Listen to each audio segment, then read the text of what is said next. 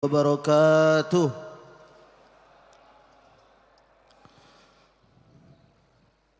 Hamdan li rabbin khassana bi Muhammadin.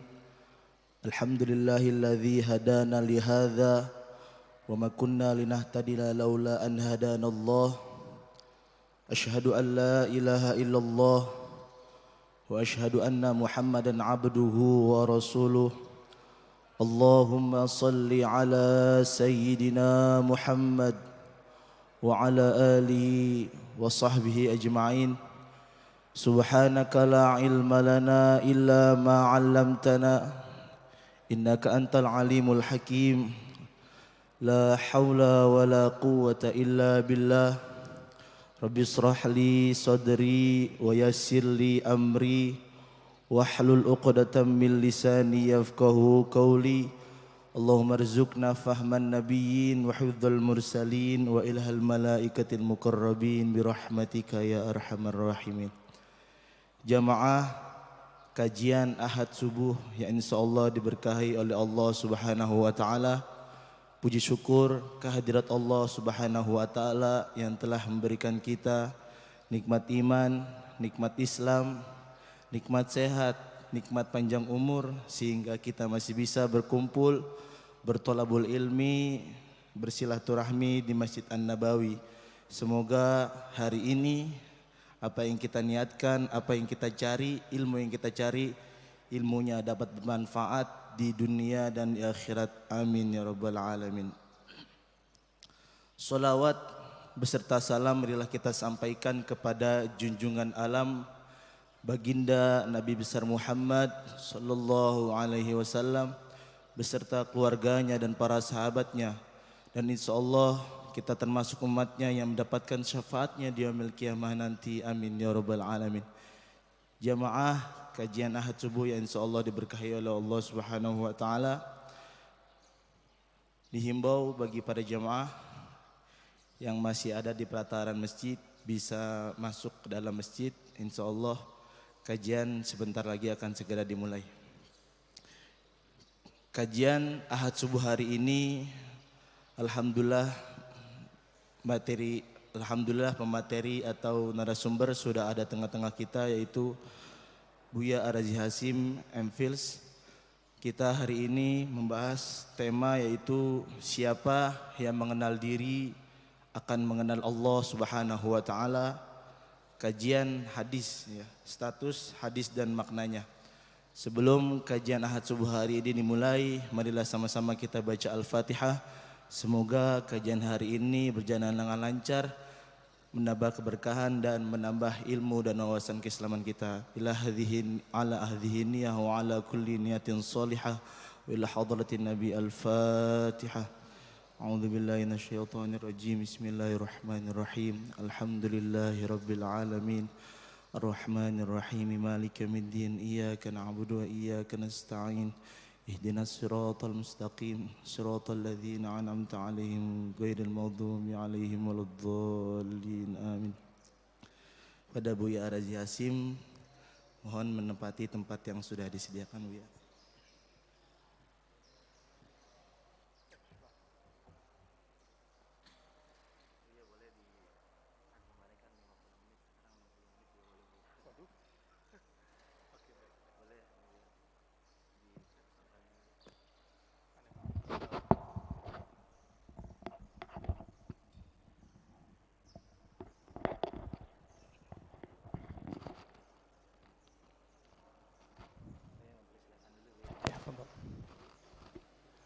Alhamdulillah. Baik.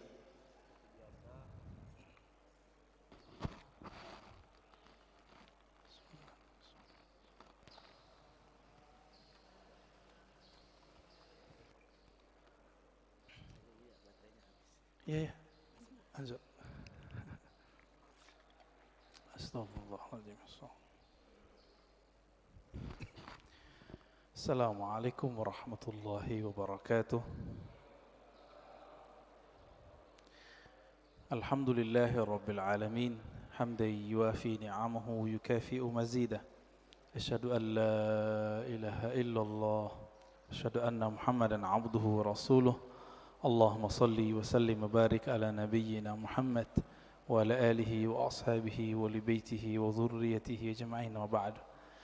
Allahumma inna nas'aluka khaira hadzal yawm wa khaira ma fihi wa khaira ba'dah wa na'udzubika min syarri hadzal yawm syarri ma fihi syarri ba'dah.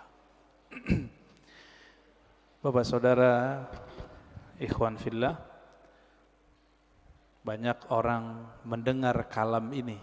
Siapa yang kenal dirinya, maka kenal Tuhannya. Sering dengar ya? Man 'arafa nafsahu faqad 'arafa rabbahu. Siapa yang kenal dirinya, dia pasti kenal Tuhannya, Rabbahu. Imam Ibnu Qudamah itu menyebutkan redaksi yang berbeda. Man 'arafa qalbahu, 'arafa rabbahu. Siapa yang mengenal qalbunya, maka dia akan kenal yang membolak-balik qalbunya, yaitu Allah Subhanahu wa ta'ala. Ada yang bertanya, ini hadis atau bukan?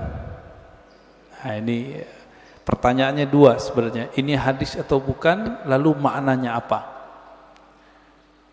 Setelah kita teliti, ilmu hadis itu, Bapak saudara makan Allah, jika kita buat pemetaan, ilmu keislaman, bahkan semua ilmu di dunia, itu dapat dirumuskan jadi 4 cara mengetahuinya. Disebut epistemologi. Bahasa Arabnya madarikul ulum. Bagaimana cara mengetahui suatu hal? Yang pertama lewat indera, bukti-bukti fisik. Yang kedua akal, kita pikirkan kita tahu. Yang ketiga kita tes. Yang keempat pakai spiritual, pakai rohani. Ilmu hadis itu yang pertama. Jadi ilmu hadis dia ilmu bukti fisik, mesti didengar, mesti ada bukti fisiknya. Maka secara ilmu hadis, hadis ini tidak bersumber dari Rasulullah sallallahu alaihi wasallam. Dari siapa ketemunya? Ternyata ketemu perkataan seorang ulama salaf namanya Yahya ibn Mu'az ar-Razi. Yahya bin Mu'az ar-Razi. Yahya bin Mu'az ar-Razi ini ulama ahli qalbu di zamannya. Beliau wali besar. Kalam-kalamnya itu bukan lagi kalam kayak kita. Dia jika berkalam, kalamnya itu hampir mirip dengan kalamnya Nabi sallallahu alaihi wasallam. Sehingga dikira ketika dia berkalam begitu, itu kalamnya Rasulullah sallallahu alaihi wasallam. Itu secara apa? Ilmu hadis. Siapa yang mengatakan itu? Imam Nawawi. Lalu diikuti oleh Imam Suyuti dan imam-imam yang lain. Jadi secara ilmu hadis nggak ketemu di Sahih Bukhari, nggak ketemu di Sahih Muslim, nggak ketemu di Sunan Abu Dawud, Tirmizi, Nasai, nggak ketemu. Ketemunya di perkataan-perkataan ulama. Nah, jadi tolong Bapak saudara makan Allah yang hobi ngaji tasawuf, harus tahu bab ini secara ilmu hadis. Ilmu hadis pendekatannya bukti fisik, disebut dengan empirik. Ya. Tapi ada seorang imam namanya Ibnu Arabi yang beliau menggabungkan ilmu zahir dan batin. Beliau ini ahli hadis, tapi lebih dikenal sebagai ahli qalbu. Guru hadisnya ratusan. Buktinya beliau meriwayatkan hadis-hadis langsung dengan sanadnya kepada Rasulullah sallallahu alaihi wasallam. Jadi dia sebutkan dari gurunya sampai kepada Nabi Muhammad sallallahu alaihi wasallam. Ibnu Arabi ini dia bermimpi bertemu Rasulullah Di dalam hadis yang sahih dikatakan man ra'ani fil manam faqad ra'ani. Siapa yang bertemu aku dalam mimpi, dia betul-betul bertemu aku. Fa inna syaitana la yatamatsalu bi. Karena syaitan tidak dapat menyerupai aku. Ibnu Arabi mengatakan ciri-ciri wali Allah itu kalau dia mimpi, dia sadar dia lagi mimpi. Ibnu Arabi mimpi ketemu Rasulullah dan dia sadar ini pasti mimpi karena Rasulullah sudah wafat. Lalu apa yang beliau lakukan? Beliau bingung dengan hadis yang tadi. Secara ilmu hadis tidak ketemu sumbernya. Maka beliau katakan, wahai Rasulullah, kata ahli hadis ini enggak ada sumbernya, bukan kalam engkau. Apakah benar demikian? Dijawablah oleh Rasulullah dalam mimpinya, bukan, itu kalamku wahai Ibnu Arabi. Ketika dia bangun, maka dia malu mengatakan ini bukan hadis Nabi sallallahu alaihi wasallam. Kenapa? Minimal mimpi ini benar untuk dirinya, meskipun belum tentu benar untuk orang lain. Inilah asbabnya kenapa kalam ini kemudian menjadi ambigu. Apakah ini kalam Nabi atau kalam Yahya ibn Mu'az Ar-Razi? Ya, ini secara gabungan nih. Mimpi masuk kemana?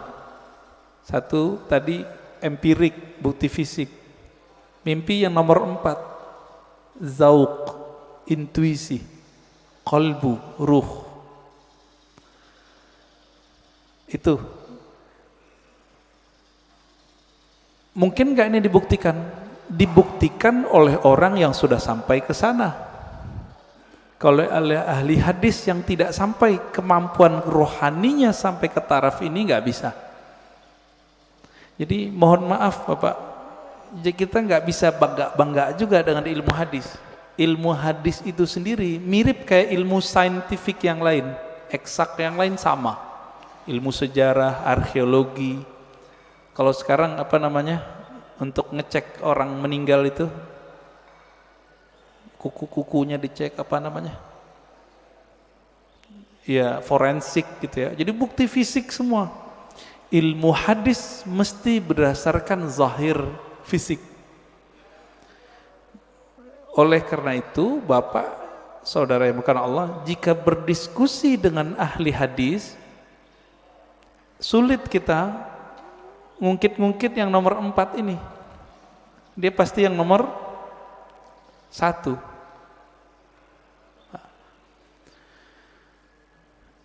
Coba lihat kalamnya. Siapa yang kenal diri, kenal Allah. Isinya benar gak? Bagus gak kalamnya? Bagus. Berarti secara ilmu hadis, tidak semua kata-kata yang bagus, kata-kata yang benar itu kalam Nabi. Secara ilmu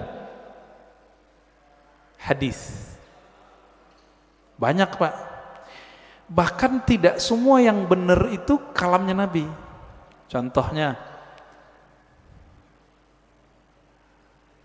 Monas di Jakarta, bener gak? Saya bilang, Nabi bersabda, Monas di Jakarta.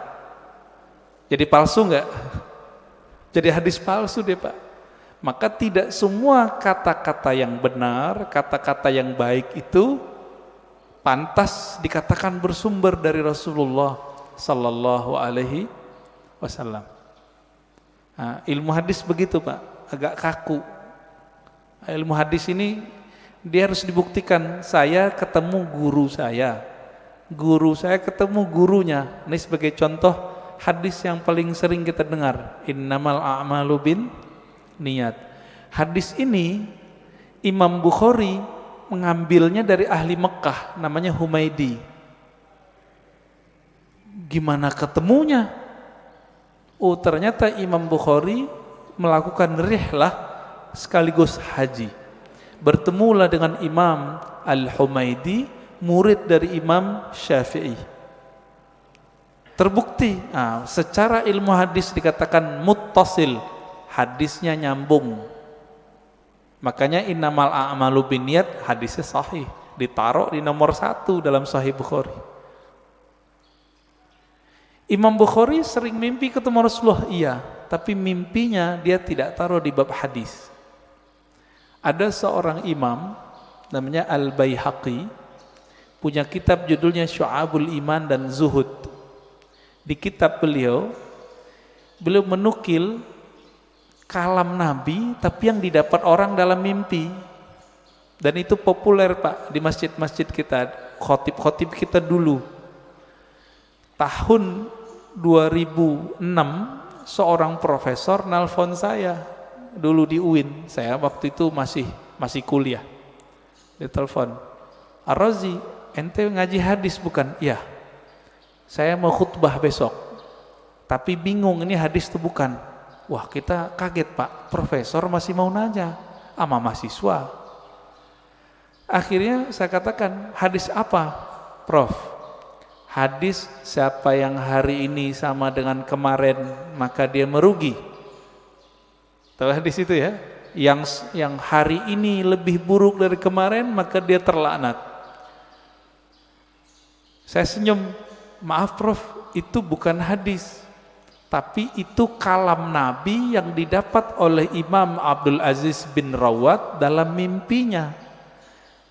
Kata Imam Baihaqi, qala Abdul Aziz bin Rawat, berkata Abdul Aziz bin Rawat, "Ra'aitun Nabiyya sallallahu alaihi wasallam fil manam yaqul." Aku mendengar Nabi sallallahu alaihi wasallam di dalam tidur berkata. Kata di dalam tidurnya dihilangin oleh khotib-khotib. Sehingga jadinya gimana? Aku mendengar Nabi bersabda, "Siapa yang hari ini sama dengan kemarin fahuwa maghbun." Siapa yang hari ini beda dengan kemarin, lebih buruk dari kemarin, fahuwa mal'un, terlaknat. Nah itu. Ini disebut hadis mimpi. Tapi ingat, hadis mimpi bukan hadis secara ilmu hadis. Tapi kalau versi yang keempat itu hadis Pak. Maka versi keempat hadis Nabi gak berhenti, sampai sekarang berlanjut. Menurut versi yang keempat. Dari mana buktinya? Buktinya Nabi sendiri mengatakan, siapa yang bertemu aku dalam mimpi, dia betul-betul bertemu aku. Loh, tahu dari mana ketemu Nabi? Kalau ingin dibuktikan, buktikan secara fisik. Baca cerita Nabi, fisik Nabi, Syama'il Nabawiyah, perhatikan mimpinya, sama atau tidak. Ini mazhab ahli hadis. Ahli hadis mensyaratkan jika mimpi ketemu Nabi, mesti karakter yang kita lihat sama seperti yang di hadis. Contohnya, Nabi suka pakai baju hijau, pakai serban, terus pakai tutup, ya, ada yang mirip Sayyid Muhammad Alawi Al-Maliki.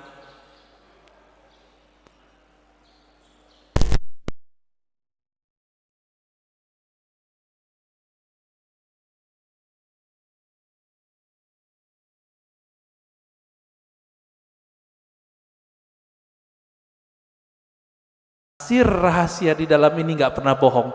Ma kadzabal fuadu ma ra'ah. Dalilnya itu. Tidaklah si fuad ini, si kolbu ini, si hati ini pernah berbohong dengan apa yang dia lihat. Jadi walaupun Nabi sudah meninggal menurut ahli hadis, tapi bagi ahli ruhani Nabi nggak pernah mati Pak. Nabi cuma pindah alam, alam ruh, alam barzakh, alam malakut jabarut.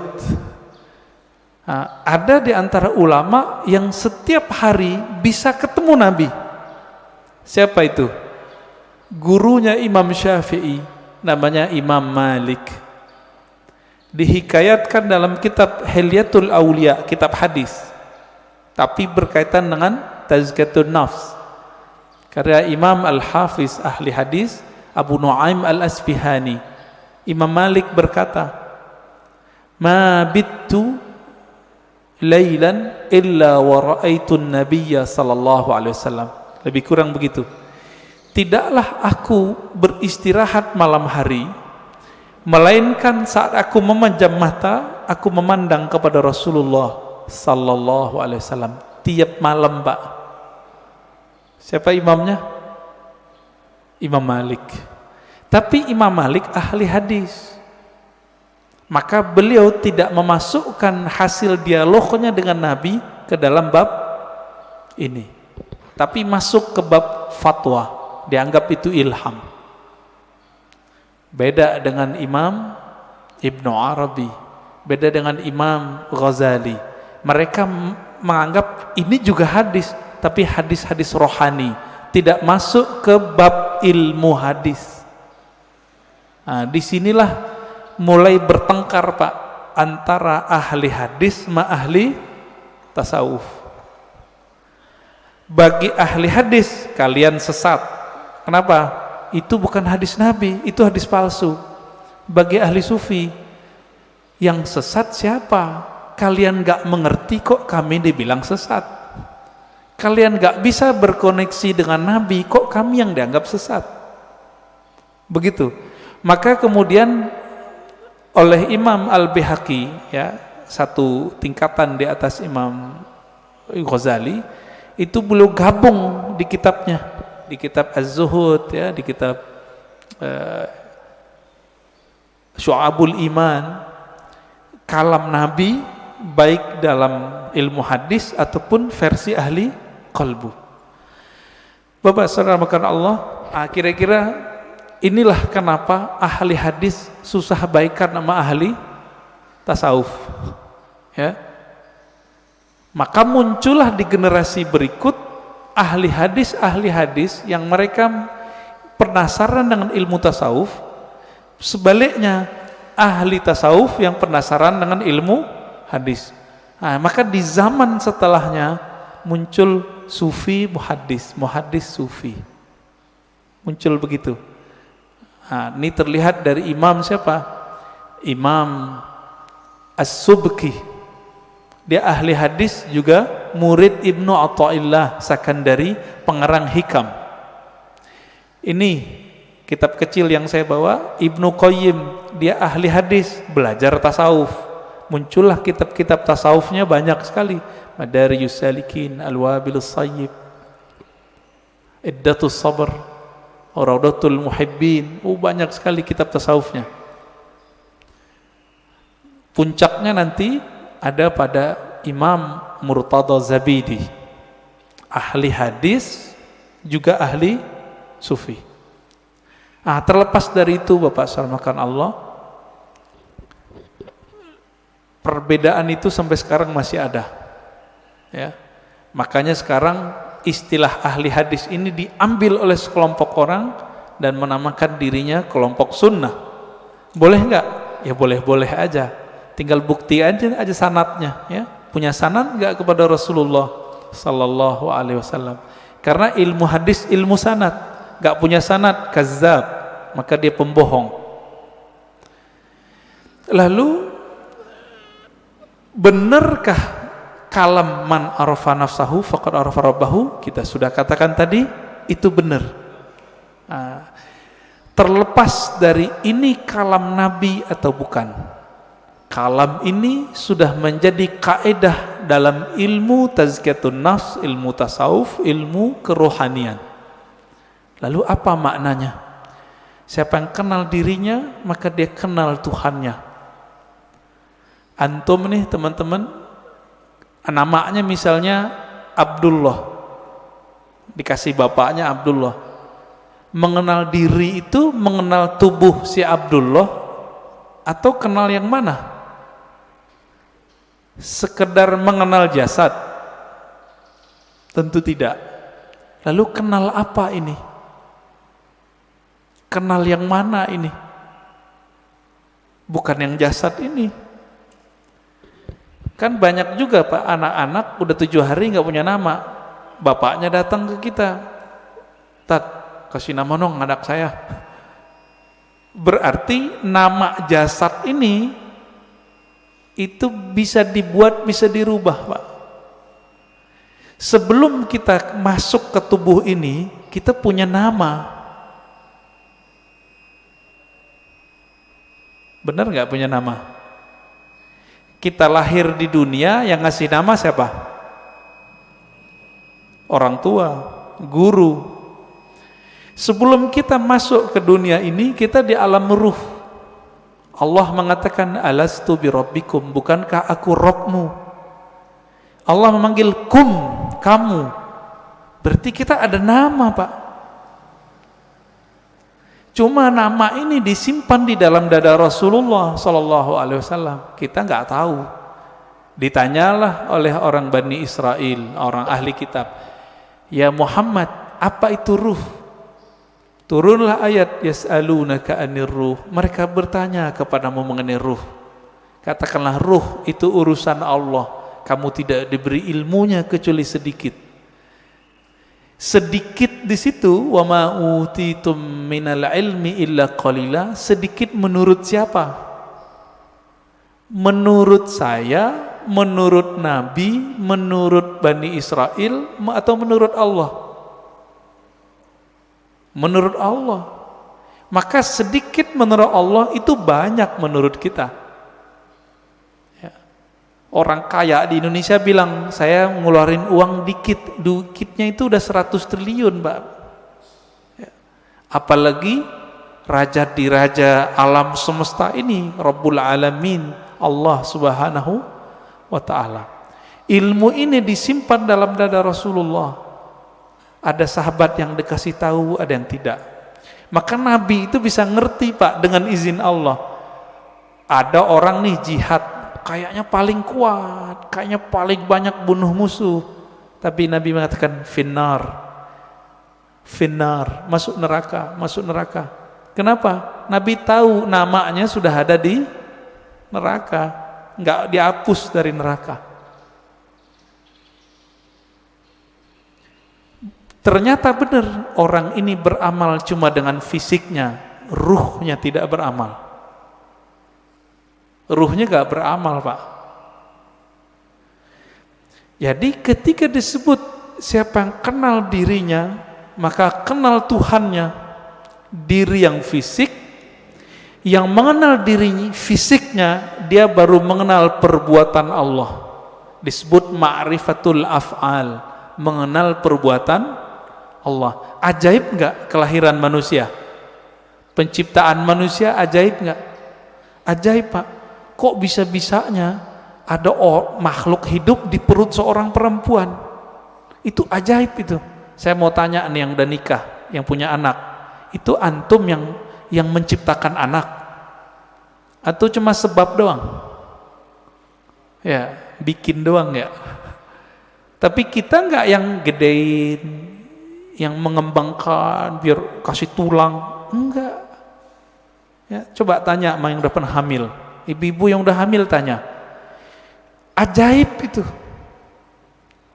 Maka mengenal diri yang fisik mengantarkan kepada ma'rifatullah level 1. Apa itu? Ma'rifatul af'al, ma'rifatu af'alillah, mengetahui perbuatannya Allah Subhanahu wa ta'ala. Itulah yang dibahas dalam surah Al-Mu'minun itu. Ya, ayat 11 ya. Begitu juga di surat Ar-Rum ya, sebelum ayat tentang pernikahan itu kan tentang penciptaan kita semua. Dari enggak ada jadi ada, dari tanah kok bisa jadi hidup, kok tiba-tiba bisa melawan kepada Allah. Itu dia. Namanya ma'rifatu fi'lillah. Jadi kalau ada ahli biologi, ahli ilmu-ilmu eksak tidak mengenal Allah lewat ini, lewat dia, berarti dia tersesat, nggak mengenal Allah. Itu satu. Diri yang fisik. Nah, kita punya diri yang disebut dengan nafs tadi. Jadi nafs itu sendiri artinya ada nafs fisik, ada nafs jiwa. Orang kita nyebutnya sukma, perasaan, nah itu masuk di situ. Yang bilang saya emosi, nah itu dia. Saya jatuh cinta, ada itu. Seneng, sedih, itu masuk ke si nafs ini. Yang nafsunya besar, yang nafsunya kecil, penakut, pemberani, itu si nafs. Nah, punya enggak nih? Punya ya? Punya kita. Inilah yang dikatakan di Quran, wa man nahan nafsa anil hawa fa innal jannata hiyal ma'wa. Yang mampu menahan, mengendalikan nafs jiwanya, maka dia dapat surga. Nah, ini ma'rifat apa nih? Ini masih sama. Ma'rifatu fi'lillah. Perbuatan Allah. Cuma perbuatannya yang tidak tampak secara fisik. Jadi perbuatan Allah ini kan ada yang tampak secara fisik, ada yang tidak tampak. Ini masih sama. Ilmu untuk memahami ini disebutlah ilmu tazkiyatun nafs. Jadi tazkiyatun nafs itu baru cabang dikit dari tasawuf. Karena orang alergi dengan ilmu tasawuf, nggak mau mereka nyebut istilah tasawuf. Takut ditinggal jamaah. Kalau ustadz udah takut sama jamaahnya, terus jamaah takut sama siapa dong? Ya. Kalau si ustadz udah bergantung kolbunya kepada jamaah, lalu jamaah menggantung kolbunya sama siapa? Jadi kalau ada di antara antum yang ustadz, dai, jangan dai ngikutin murid, jangan guru ngikutin selera murid, murid yang ngikutin guru. Gitu seharusnya. Kalau enggak, itulah yang Nabi lakukan. Nabi enggak diikuti oleh ahlu Mekah, maka beliau berhijrah. Berhijrah beliau. Menjaga idealisme seorang guru. Nah ini perlu Pak. Itu diperlukan ma'rifat yang ketiga. Mengenal diri yang qalbiyah, diri kolbu. Yang mengenal diri kolbu, nah, kolbu kita. Nah, di kolbu ini kalau nafsnya rusak, dia ngefek ke kolbu. Nafsnya nih punya karakter bengis, kolbunya hitam. Nafsnya suka bangkang, kolbunya hitam, meradang dia Pak. Kalau kita meradang mulut, sariawan bisa menikmati makanan enggak? Enggak bisa. Makanannya kolbu adalah zikrullah, baca Quran, sholawat. Kalau sudah meradang itu kolbu, dibawa sholat enggak enak. Dibaca Quran pun kita mikir, enaknya apa ya baca Quran? Kalau kolbunya lagi rusak, rasain aja Pak sendiri. Zikir, katanya zikir menenangkan jiwa, kok enggak tenang-tenang? Malah tambah bingung, malah tambah syak. Zikir itu bening, bener gak? Zikir bening Pak. Kolbu itu wadahnya zikir, sehingga nanti dia bisa menyantap. Wadahnya lagi kotor, bersihin dulu, diobati dulu, baru dia bisa menikmati. Masalahnya sudah bertahun-tahun nih kolbunya berkarat, bener gak? Nah, bersihinnya pakai apa Pak? Itu yang disebut taubat nasuha. Taubat nasuha itu beda dengan, misalnya nih gelas habis dipakai, airnya air putih, cukup dikasih keran bersih, air keran, nggak usah digosok. Tapi kalau ini pakai minyak, ada minyak lengket di situ, harus digosok nggak? Ini yang disebut taubat nasuha. Jadi taubat nasuha itu menggosok kolbu kita supaya bersih dengan pengakuan dosa kepada Allah. Nah, di dalam ajaran Islam nggak ada pengakuan dosa ke ustadz, nggak ada, ke pendeta nggak ada Pak, ke guru nggak ada, ngaku kepada Allah. Semua kita kan punya dosa nih, bener Pak? Ada yang nggak punya dosa? Saya cium tangannya Pak. Makanya kita dianjurkan cium tangan anak kecil. Makanya Bapak nggak boleh marahin anak kecil atau ngusir anak kecil dari masjid. Terganggulah. Kenapa? Nabi lagi khutbah Jumat, Hasan Husain datang, turun, diambil, digendong. Lagi sholat, naik ke punggung Nabi, ikut sholat. Keberisikan iya, tapi sekali kita usir dia, nanti anak tuh mikir, masjid itu tempat orang-orang galak ya, gitu. Benci nanti dia ke masjid, Pak. Nah, yang benar diatur. Orang tuanya juga harus perhatian. Nah, Bapak Saudara makan Allah, jika kita sudah sampai mengenal diri si kolbu itu cuma mau satu, asma Allah. Asma Allah ada di Quran, ya, ada di sholawat, ada di zikir. Intinya zikirlah. Semakin banyak kita mengenal nama Allah, semakin banyak makrifat di dalam kolbu. Maka di sini wajib ada kajian Asmaul Husna, Pak. Udah ada belum? Harus ada, Pak, di sini. Ntar mati bawa apa? Mati bawa apa ntar? Bawa asma Allah. Jangan bawa nama-nama bapak kita, nggak kepake. Bapak gue kiai, nggak kepake, Pak. Saya Ustadz Haji, yang kan nggak dipakai. Habib pun nggak laku, Pak, dikubur. Bapak ini keturunan Rasulullah, nggak laku dikubur kalau nggak bawa ma'rifat. Malah diragukan, masa keturunan Rasulullah begini, kata malaikat ya. Kalau nanti Rasulullah bawa syafaat mungkin, tapi kan malaikat Mungkar Nakir ini seperti orang yang jaga depan kantor, Pak. Dia nggak mau tahu, yang lewat dia periksa, bener gak? Bapak saudara makan Allah, ma'rifat qalbu itu hanya dengan mengenal nama dan sifat Allah.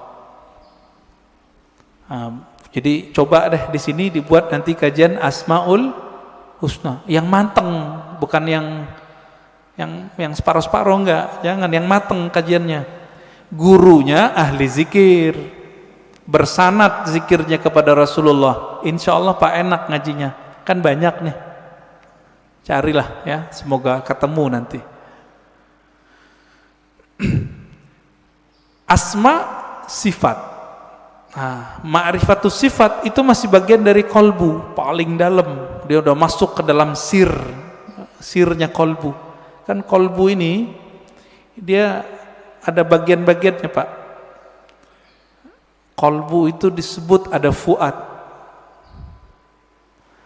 Ada yang disebut dengan lub. Inti dari kolbu disebut lub. Rahasia yang ada di dalam inti kolbu itu disebut dengan sir.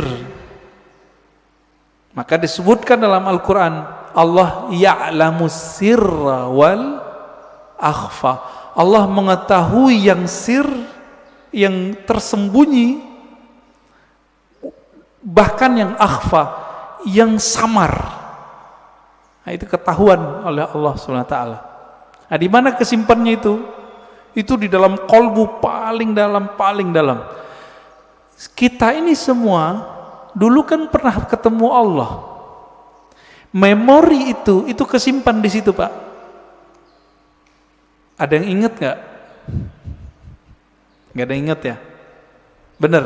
Makanya Allah utus Rasul. Supaya apa? Memantik sir supaya dia kemudian kembali muncul. Ketika muncul sir itu bernama zikir. Ketika dibahasakan dia bernama ma'rifat. Ma'rifat itu ungkapan pengenalan si hamba kepada Allah Subhanahu wa ta'ala. Bapak nih pernah ketemu dengan seseorang dulu, kesimpan nggak di memorinya? Kesimpan. Ketemu seseorang yang berkesan. Apanya yang berkesan? Parfumnya. Nanti kita ketemu parfum yang sama, itu teringat, Pak, wajahnya. Itulah sebabnya jika ada orang benar teknik berzikirnya, bersambung sanad zikirnya kepada Rasulullah SAW, lisannya menyebut, akalnya memaknai, kolbunya merenungi, ruhnya merasakan, nangis dia saat itu. Seperti orang pulang kampung. Pertama orang pulang kampung habis merantau, rasanya gimana? Terharu, Pak. Nah, kalau Bapak Ibu ini kan pada hari raya di luar kota, lagi merantau, malam takbiran nangis, dengerin takbiran. Kenapa tuh nangis? Ingat kampung, kirain ingat Allah.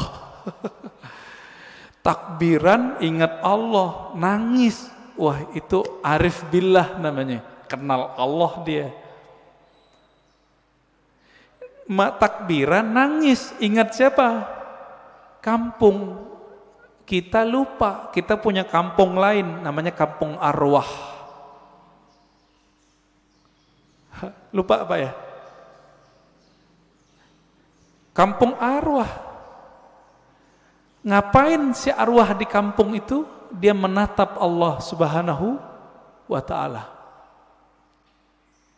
Dia menatap Allah, Pak. Supaya dia bisa menatap Allah lebih dekat, apa yang dia lakukan? Dia mendekat kepada nur sumbernya. Itu yang disebut Nur Muhammad.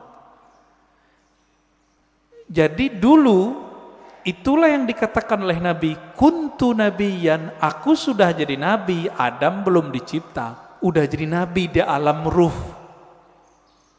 Makanya roh-roh itu mendekat semua kepada Rasulullah supaya bisa tetap dekat memandang Allah Subhanahu wa ta'ala. Itu Pak maknanya. Itu kalau kita punya ruh yang bercahaya, pasti rindu ingin mengenal ilmu ini, pengen mengenal ilmu ini. Itu yang bikin orang nangis, nangisnya permanen, Pak. Tangisan itu yang bisa memadamkan api neraka. Kalau tangis yang malam takbiran tadi enggak. Itu mah tangis pulang kampung. Mau pulang gak ada duit. Atau kayak tahun-tahun ini kan mau pulang kena Covid. Dompetnya Pak kena Covid. Enggak bisa pulang, nangis. Itu nangis apa? Teringat kampung fisik. Jadi jika orang bisa nangis karena ingat kampung fisik, kampung badan ini, teringat orang tua zahir, apalagi jika dia teringat dengan orang tua rohaninya. Sering dengar nggak istilah Nur Muhammad? Ya, masih ingat? Disebut apa? Nur Muhammad itu Abul Arwah, bapaknya sekalian roh. Maka ketika ruh itu rindu ke siapa? Dia rindu sama ayahnya. Itulah kenapa kalau solawat jadi wajib dalam solat. Allahumma salli ala Sayyidina Muhammad. Ini orang malah debat, nggak boleh pakai Sayyidina, boleh pakai Sayyidina. Itu mah debat biasa itu. Kolbunya, ruhnya rindu nggak kepada Rasulullah? Nah, kalau sudah sampai ke sana, dia sudah sampai ke ma'rifatur ruh. Mengenal ruh dari mana dia berasal. Dulu dia bersama siapa. Nah, ini kabar gembiranya Pak. Ruh kita ini dulu ngapain di sono, sekarang diulang aktivitasnya. Kalau dulu Bapak di sono suka mendatangi Nabi, suka mendatangi orang yang dekat dengan nur Nabi itu, maka sekarang Bapak pasti suka dengerin pewaris-pewaris Nabi. Pasti cinta sama zuriat Nabi. Nah, orang-orang yang dulu mencintai Rasulullah di sana, di alam ruh itu, dia cinta kepada nur Nabi. Maka Allah kasihlah dia fisik di dunia bernama Habib. Atau ulama, dua aja. Habib atau ulama. Jadi kenapa Habib terlahir sebagai Habib, Kiai sebagai Kiai, Gus sebagai Gus, Ajengan sebagai Ajengan? Karena dulu nurnya mengagumi nurnya Nabi sallallahu alaihi wasallam. Itulah makna hadis al-arwah junudun mujannadah, hadis sahih Muslim. Ini syarahnya jarang orang menjelaskan ini. Roh itu dia berbaris-baris seperti tentara. Nah, dulu nih Bapak kalau dibukakan pintu kolbunya, itu bisa lihat Pak, dulu kita seperti ini di sono, ngumpul Pak seperti ini. Bapak kenapa sebut masjid ini Masjid Nabawi? Karena merindukan Nabi Sallallahu Alaihi Wasallam. Semoga para pewakaf, pendiri, pengurus diberkahi oleh Allah, diberi rindu kepada Rasulullah. Bahkan sebelum wafat Allah kasih mimpi ketemu Rasulullah Sallallahu Alaihi Wasallam. Amin. Pasti bisa Pak. Rasulullah kan nggak mati beliau, cuma pindah alam. Kalau kita bisa mati sebelum mati, bukan bunuh diri loh Pak ya. Mati sebelum mati itu apa? Mampu memilah ini alam jasad, ini alam pikiran, ini alam kolbu, ini alam ruh. Mampu dia berzikir, bertahan, bisa dia ketemu Rasulullah Sallallahu Alaihi Wasallam. Bisa Pak. Dulu Sayyid Muhammad Alawi Al-Maliki kalau mau ngapa-ngapain itu nanya sama muridnya, masih hidup, saya nggak usah sebut namanya, kalau disebut ntar jadi orang mengkultuskan beliau nanti. Orang kita Pak, Jawa Tengah kalau nggak salah ya, Kiai Fulan, bertanya ke beliau, bocah ya waladi, kira-kira begitu ya, anakku, coba tanya ke Nabi, saya mau melakukan ini, beliau restu nggak? Itu yang minta siapa? Sayyid Muhammad, keturunan Rasulullah Sallallahu Alaihi Wasallam, hafal banyak hadis. Muridnya pakar mimpi ketemu Rasulullah, karena sholawat nggak berhenti beliau, sholawat aja terus. Maka Bapak Ibu saudara makan Allah, jika ingin bertemu Rasulullah, sholawat terus. Terus itu apa ujungnya? Ujungnya mati. Jadi kalau belum mati jangan berhenti. Dijamin Pak, pasti. Kenapa? Hadis jaminannya jelas. Man shalla alayya sallallahu alaihi asyara marat. Yang salawat kepadaku, Allah salawat kepadanya 10 kali. Saya mau tanya nih, ini 10 kali menurut kita atau menurut Allah? Coba lihat bahasa Arabnya. Sallallahu alaihi. Allah bersolawat kepadanya 10 kali. Berarti menurut Allah atau menurut kita? Kita ini Pak cukup dapat 1 salawat dari Allah pasti masuk surga. Salawat disertai rahmat, masuk surga. Kalau 10 ketemu Rasulullah Sallallahu Alaihi Wasallam, ketemu Rasulullah pasti. Maka Nabi mengatakan, ini garansi Rasulullah, orang yang paling dekat kepadaku nanti siapa? Aksaruhum salatan bi, yang paling banyak bersolawat kepadaku. Inilah media kalau mau ketemu Rasulullah. Bisa. Siapa yang bilang nggak bisa ya? Nabi mengatakan nanti di akhir zaman ada Dajjal. Seandainya aku hidup saat itu, akulah hajijun alaikum, akulah pembela kalian. Secara fisik Nabi nggak ada Pak, tapi kan pewarisnya ada.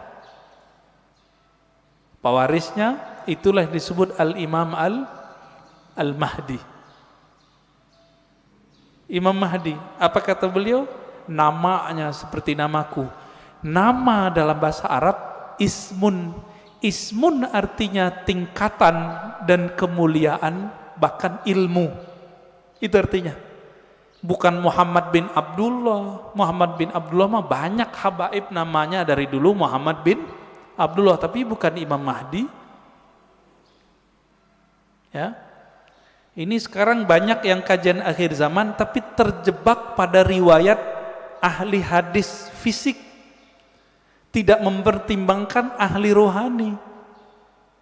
Nah, ini kesalahan besar kajian akhir zaman hari ini. Akhirnya yang terjadi cocok logi. Kita berterima kasih, syukron ya, terima kasih para asatis akhir zaman, antum telah membuat kita aware, sadar mengenai hadis akhir zaman. Cuma kadang nggak cocok. Hidungnya lurus gitu ya. Itu mah ciri fisik habaib rata-rata begitu hidungnya. Ya. Bukan itu kalau mengenal Rasul. Rasul itu kolbunya yang mau dilihat. Berarti ini yang disebut ismun tadi. Ya. Maka yang keempat itu Bapak selamatkan Allah. Siapa yang mengenal ruhnya, maka dia mengenal Allah secara hakiki. Dia mengenal Rasulullah secara hakiki. Nah, semoga kita sampai ini nih keempat. Mengenal ruh walaupun sedikit menurut Allah itu kan banyak bagi kita. Setetes saja Allah beri, itu udah lautan bagi kita. Ya. Nah, caranya banyak-banyak aja Pak sholawat.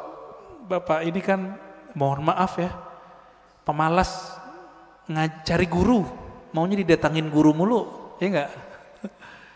Carilah guru yang bisa mengajarkan zikir ma'rifatullah. Nanti diajarin Pak cara berselancar kepada Allah. Tapi kalau masih males, udah sholawat aja dulu. Nah, nanti sholawat ini nurnya akan membimbing kita, insya Allah ya. Jadi lebih kurang makna ringkas dari man arafa nafsahu faqad arafa rabbahu, 4 level ini ya. Tinggal dilihat kita bagian yang mana ya. Semoga kajian ini bermanfaat. Silakan kalau ada tanya jawab ya.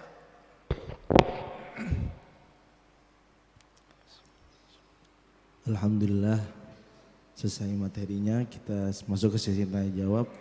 Mungkin saya tanyakan dari akun YouTube An-Nabawi TV. Ada 5 pertanyaan nih, tapi tidak semuanya dipilih yang terbaik. Yang pertama, mohon penjelasan Buya tentang perkataan bahwa telinga yang berdenging adalah nama kita disebutkan di alam malakut, maka bersolawatlah. Mohon penjelasannya tentang perkataan ini, jazakallah. Yang kedua Buya, betulkah hadis surga di bawah telapak kaki ibu itu hadis palsu? Mohon penjelasannya Bu. Iya. Demikian dari YouTube, itu aja yang terbaik kedua. Yang pertama tentang kalau telinga berdenging, nama kita disebut di alam gaib malakut ya. Itu yang hadisnya dinukil oleh Imam An-Nawawi dalam kitab Al-Azkar. Hadisnya lebih kurang hasan, tapi tidak menyebutkan mengenai alam malakut. Nabi cuma mengatakan, siapa yang telinganya berdengung, lebih kurang begitu, maka bacalah basmalah. Lalu ada doanya, zakaraniallahu bi khairin, semoga Allah menyebutku dengan yang baik.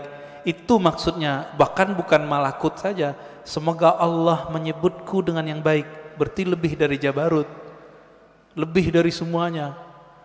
Kalau Allah berbicara di mana? Karena Allah nggak petu tempat. Nah, ini yang disebut qadim. Ya, qadim. Tapi bisa saja kalam Allah disampaikan ke alam-alam yang lain. Wallahu taala alam. Itu maksudnya. Hadisnya hasan. Ya. Yang kedua, oh ya, surga di bawah telapak kaki ibu. Kalau kalimatnya begitu, iya, bukan hadis Nabi. Tapi yang ada di hadis Nabi, ridhonya Allah di bawah ridhonya orang tua, itu hadisnya. Ya, kemudian yang semakna dengan itu ada di hadis Imam Al-Hakim.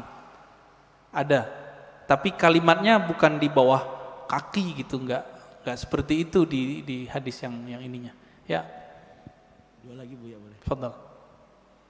Kalau aneh nggak tahu, aneh bilang nggak jawab ya, nggak ngerti gitu.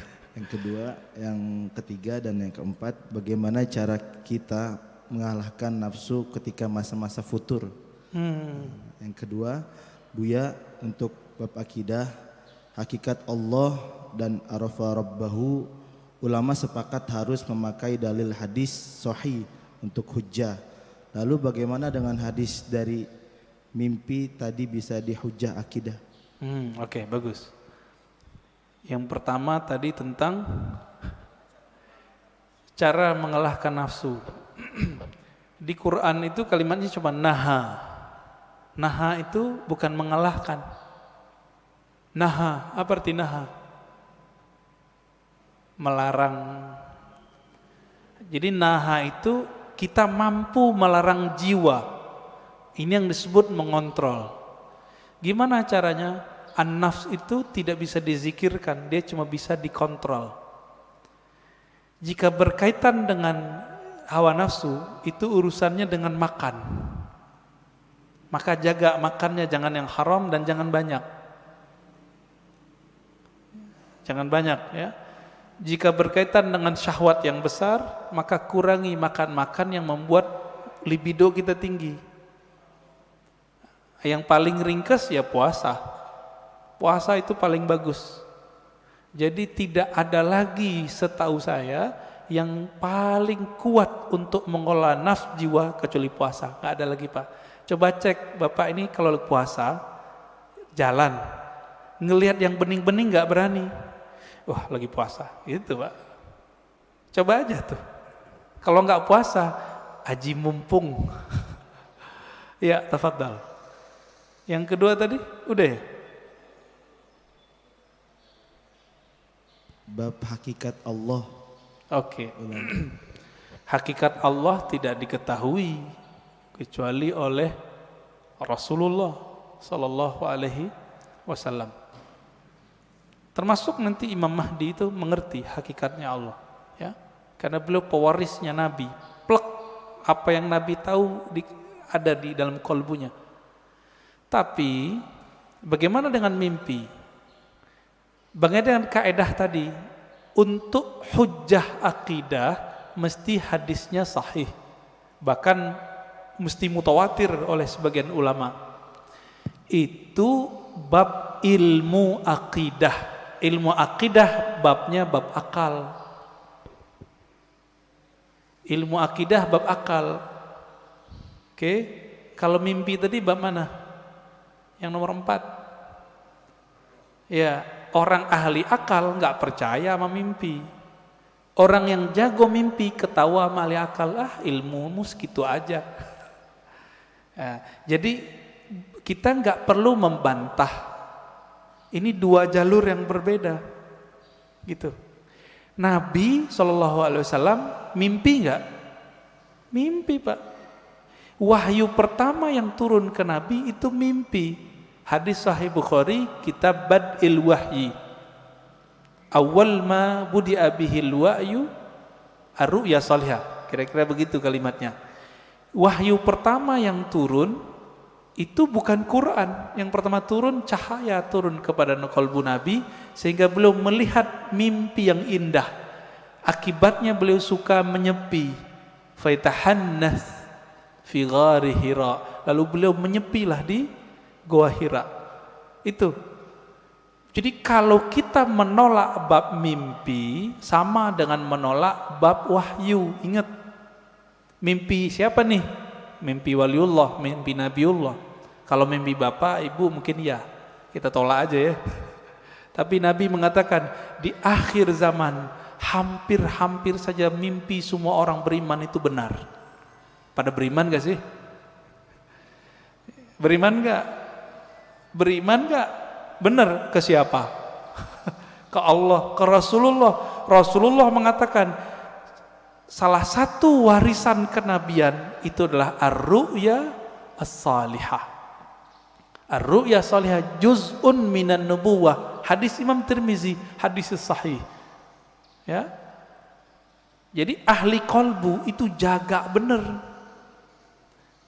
Ternyata Imam Bukhari, Imam Tirmizi, imam-imam itu menghargai mimpi, maka mereka buatlah satu bab, satu kitab dalam sahih mereka, kitab Ta'birur Ru'ya. Imam Bukhari punya kitab itu. Dalam Sahih Bukhari bab mengenai takbir mimpi. Kenapa Pak? Ternyata sahabat Nabi setiap ba'da subuh setoran mimpi yang bening-bening itu kepada Rasulullah. Mimpi malaikat, mimpi melihat ada cahaya dari langit. Itu mereka cerita kepada Rasulullah. Kiai sekarang kan nggak bisa begitu Pak. Wah bunga tidur, nggak ngerti, bilang aja nggak ngerti, jangan dibilang bunga tidur. Ilmu mimpi itu ilmu yang mustakil, dia ilmu permanen dan berdiri sendiri. Dia nanti berkaitannya dengan ilmu rohani, ilmu tasawuf. Jadi tidak berbenturan dengan ilmu akidah. Gitu ya. Lagi Buya boleh. Tadi Buya membahas tentang mimpi. Bagaimana menurut Buya kalau saya pernah bermimpi Rasulullah SAW, amin, dan melihat beliau seperti jatuh cinta, tapi tidak terlalu detail melihat mukanya. Iya, kita sudah bacakan hadisnya tadi. Nabi bersabda, "Man ra'ani fil manam faqad ra'ani." Bahkan ada satu riwayat, "Faqad ra'al haq." Siapa yang bermimpi bertemu aku, maka ia telah melihat al-haq, kebenaran. Bahwa itu benar-benar Nabi sallallahu alaihi wasallam. Tapi kok kurang jelas? Kurang jelas itu karena ma'rifatun nabinya kurang jelas. Karena mengenal nabinya masih kurang detail, maka melihat nabinya masih samar. Bahkan ada teman kita yang mimpi Nabi itu nggak mau noleh Pak, nggak mau noleh. Cerita ke saya nangis-nangis. Rasulullah marah sama saya ya. Ada yang begitu. Antum bisa bayangkan, kita mau ketemu orang yang kita cintai, kita idolakan, tapi dia nggak mau noleh. Ruhnya nangis. Gimana caranya? Udah ente sholawat aja banyak-banyak, baca salam kepada Rasulullah, nanti insya Allah Nabi jawab. Alhamdulillah besok-besok ada yang mimpi lagi. Jadi ini bukan kita ngayal, bukan. Ini beda dimensi dia. Kalau ingin cek kebeningan kolbu, tanya mimpinya apa.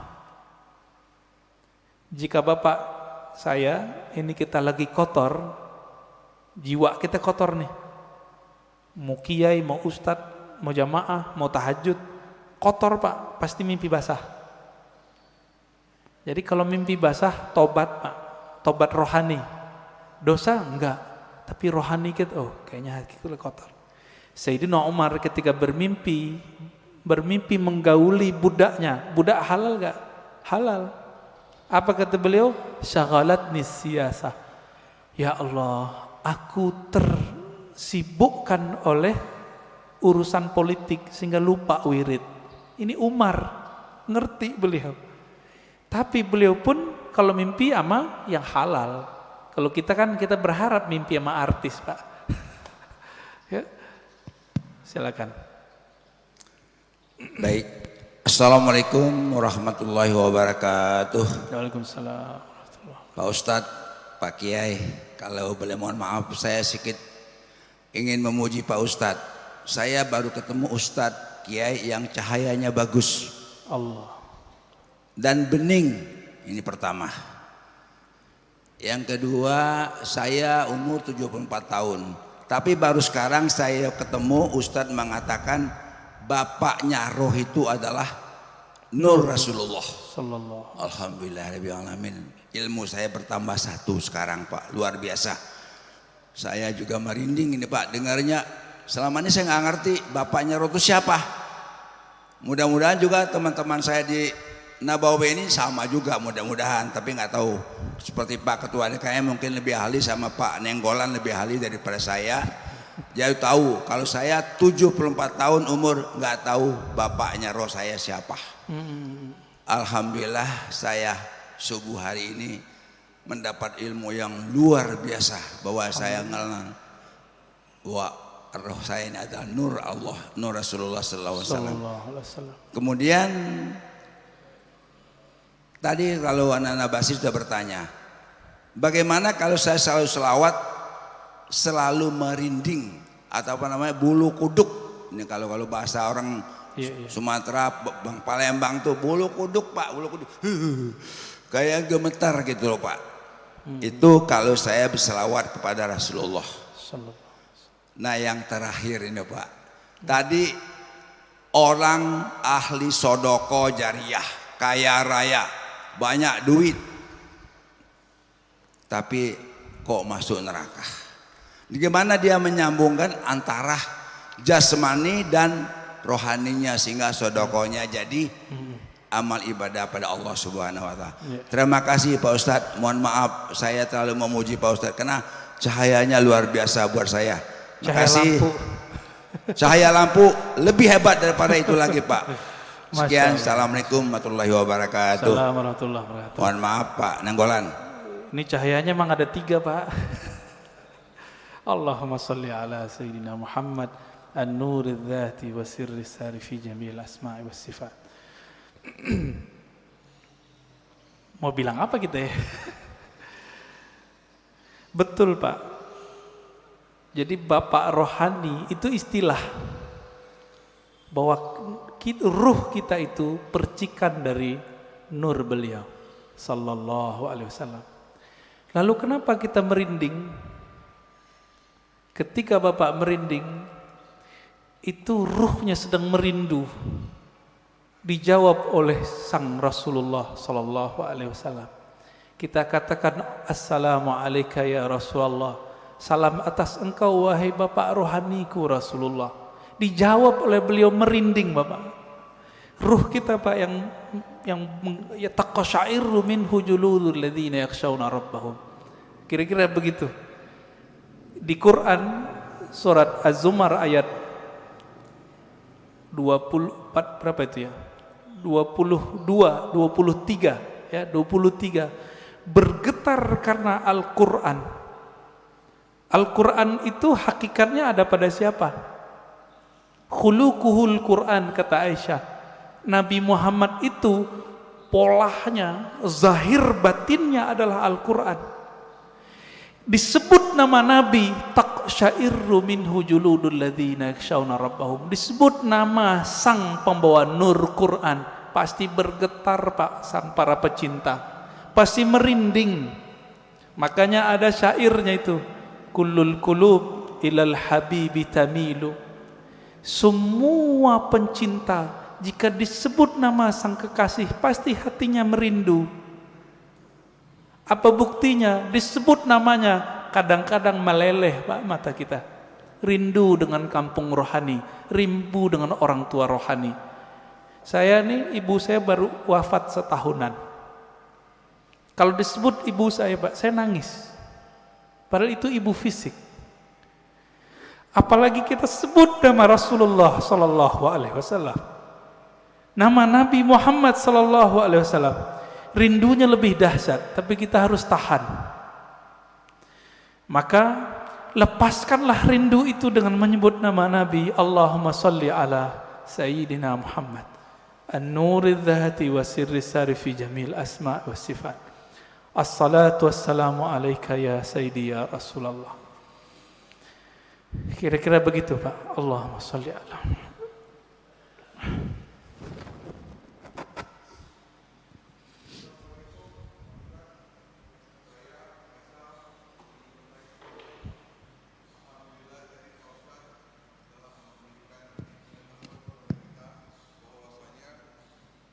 Rohani kita adalah Rasulullah sallallahu alaihi wasallam. Pada saat pembukaan Pak Ustadz juga mengatakan bahwa nama yang kita pakai sekarang ini adalah nama jasad yang diberikan oleh orang tua kita, guru kita, ataupun tetua kita, kakek, nenek misalnya. Sekarang saya mau tanya, siapa nama rohani kita Pak Ustadz? Yang dimana binnya adalah bin Muhammad Rasulullah SAW. Demikian. Assalamualaikum warahmatullahi wabarakatuh. Assalamualaikum. Yang tahu nama kita orang tua kita bukan? Yang ngasih nama kita siapa Pak? Orang tua kita.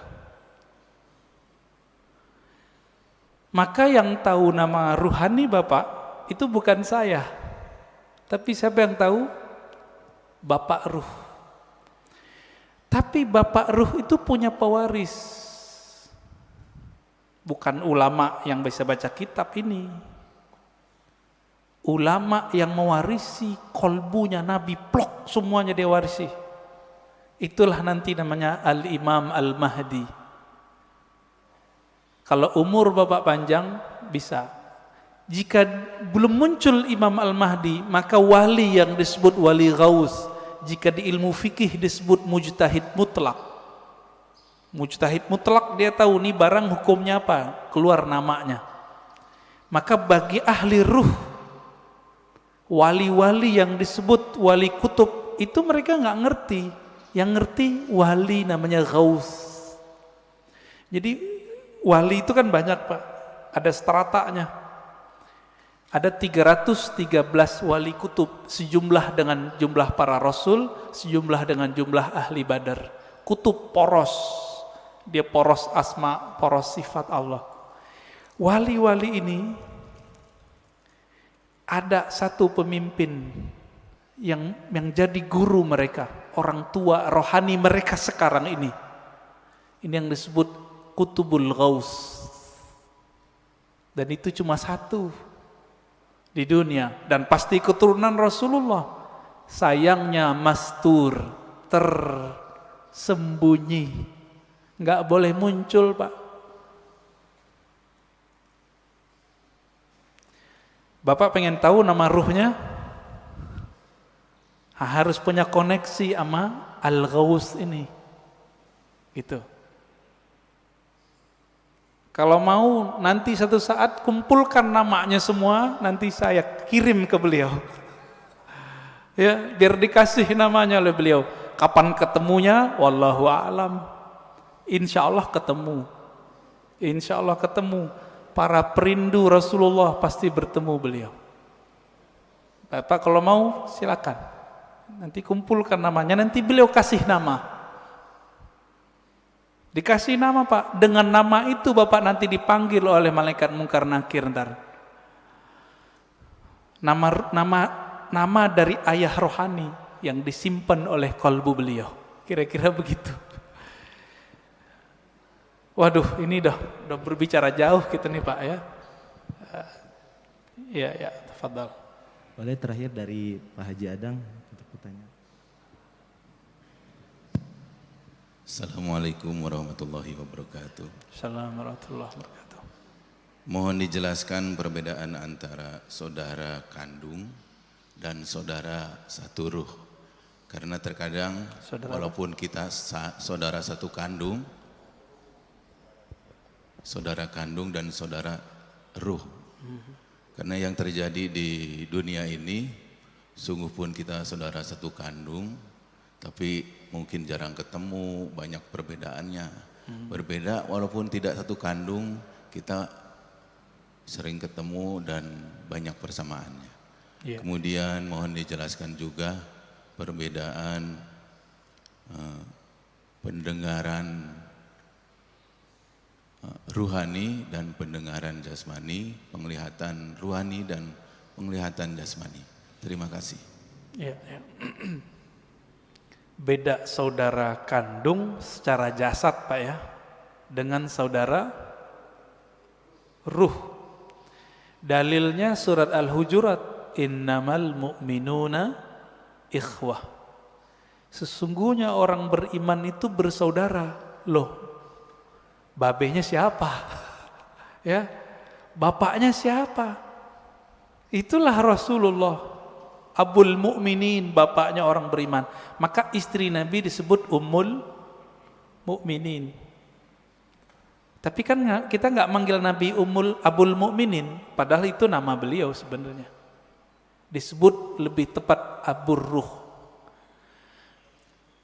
Saudara ruh ini itu diketahui dari syahadat Pak, dan pengenalannya kepada Bapak Ruh. Dan yang meniupkan roh tidak dicipta Pak. Tapi jika yang dimaksud roh itu jiwa dicipta. Jadi tergantung nih, kan ulama kita kadang menyebut roh tapi artinya nafs. Menyebut roh artinya kolbu, seperti Imam Ghazali. Maka ini dicipta. Inilah mazhab Imam Qushairi, Imam Ghazali, bahwa ruh dicipta. Tapi Quran kan ngomong ruh bukan yang itu. Kulir ruh min amri rabbi. Amri rabbi tidak dicipta. Roh adalah urusan Allah. Lillahil amru, ya. Allah punya amr, tapi juga punya penciptaan. Jadi Allah membedakan antara ciptaannya dengan urusannya. Urusan itu hembusan. Nah, jadi kita ini, fisik ini dengan kun fayakun. Kalau ruh enggak, tiupan Pak, tiupan dari Allah Subhanahu Wa Taala. Sedangkan nur, nah yang Bapak cerita tadi, nur itu pancaran. Maka manusia itu dalam dirinya minimal ada 3 nasab. Ada nasab jasad, ada nasab nur, ada nasab ruh. Kalau nasab jasad, banyak yang tahu. Ini Habib Mahdi As-Sagaf yang wali di Parung, almarhum, udah meninggal ya, pesantren Nurul Iman. Itu dia berangkat ke Masjidil Haram, duduk di pintu apa gitu ya, tiba-tiba ada orang nyapa, kamu si anu ya, bin sampai ke Rasulullah. Itu nama jasad, silsilah jasad, bisa diketahui oleh banyak wali. Banyak wali bisa tahu Pak. Tapi kalau nasab nur, nasab ruh, cuma Nabi yang tahu. Karena kolbu Nabi diwariskan nanti isi ilmunya ke Imam Al-Mahdi, maka beliau tahu Pak nanti. Tapi nantinya udah nggak lama loh Pak ya. Jangan dikira 100 tahun lagi, enggak. Ini COVID ini sudah penanda kalau ini sudah dekat. Negara udah banyak yang kolab Pak sekarang. Bener gak? Biasanya virus itu ya nggak nyampe setahun hilang. Udah setahun 2 tahun hilang. Kalau ada wali yang doa. Kan wali nggak mau doa Pak. Jadi wali-wali nggak berani doa, ya Allah angkatlah virus, nggak berani. Su'ul adab. Allahnya berkehendak ada virus, kita mau virusnya diangkat, sopan nggak? Maka mereka sekarang cuma ridho dengan apa yang ada. Itu wali. Jadi mohon maaf kalau bapak-bapak ini ngotot, ya Allah angkatlah virus. Jangan maksa Allah dong ya. Kalau kita mengerti kehendak Allah, Allah belum berkehendak virus ini berangkat. Apa yang kita katakan? Ya Allah, berikan aku kesabaran. Ridhoi kami. Jika umur kami panjangkan dalam keselamatan. Jika Engkau ambil dalam syahid. Semoga yang meninggal dalam virus ini dianggap syahid. Amin, amin ya. Khalas Ustaz.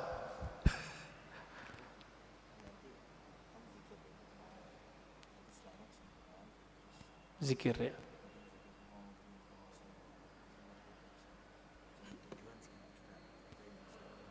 Ini langsung aja ya. Ya, oke. Baik.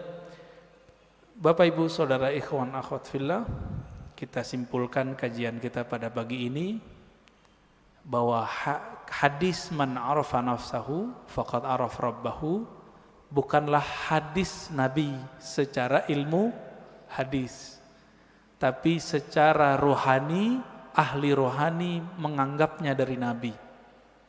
Nah ini tidak perlu dipertentangkan, kenapa? Ilmunya beda. Ilmu hadis berdasarkan sumber empirik, ilmu ahli rohani berdasarkan pencapaian rohani. Dua ilmu ini tidak bertentangan, dia cuma beda jalan. Ya, karena dia beda jalan tidak disebut kontradiksi, karena tidak apple to apple. Ya, yang kontradiksi itu ada 2 ahli hadis bilang kata ahli hadis ini sahih, satu ahli hadis mengatakan palsu, baru disebut kontradiksi. Jadi itu tidak perlu dipertentangkan. Dan yang kedua, maknanya sangat dalam, bahwa itulah inti dari ilmunya ahli ma'rifat. Siapa yang mengenal diri yang mana, hakikat yang mana, dan nah itulah yang banyak. Semoga kita mendapatkan ilmu itu sebelum nyawa ini berpisah dengan badan. Allahumma salli wa sallim wa barik ala nabiyina Muhammad. Assalamualaikum warahmatullahi wabarakatuh. Saya mohon izin pamit, nggak ikut zikir ya. Ya, assalamualaikum. Waalaikumsalam. Terima kasih Buya atas jawabannya, semoga kita dapat memahaminya. Kemudian dari para jamaah kita masuk ke zikir ahad subuh yang insyaallah dipimpin langsung oleh imam kita yaitu Ustaz Ismail Budiman. Tafadhol alaihi masykur Ustaz.